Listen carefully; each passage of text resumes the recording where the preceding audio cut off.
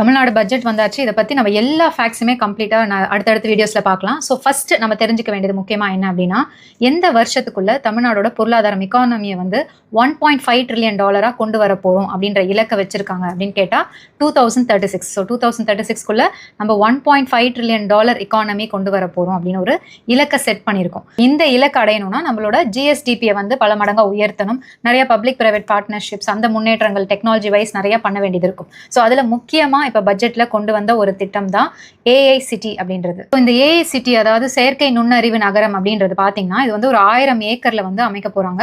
So இதுல என்ன இருக்கும், இப்ப நிறைய நம்ம பிளாட்ஸ் எல்லாம் பாக்குறோம்ல, ஒரே இடத்துல வீடு, office, super market, swimming pool அப்படின்னு எல்லாமே ஒரே இடத்துல இருக்க ஒரு குட்டி உலகமா இருக்கும். ஸோ அந்த மாதிரி ஒரு தொழில்நுட்ப ஒரு உலகமா தான் வந்து இந்த ஏஐ நகரம் அப்படின்றது இருக்க போகுது. சரி, இதுக்குள்ள என்னெல்லாம் கொண்டு வர போறாங்க? டெக்னாலஜி அட்வான்ஸ்மெண்ட்டுக்கு தேவையான நிறைய ஆராய்ச்சி மையங்கள், ஸோ இப்போ செமிகண்டக்டர் ரிசர்ச் லேப்ஸ் எல்லாம் நிறைய இருக்கும். அதே மாதிரி உலகளாவிய நிறுவனங்கள், ஒரு தொழில்நுட்ப ஹப் மாதிரி ஒன்று கிரியேட் பண்ண போறாங்க.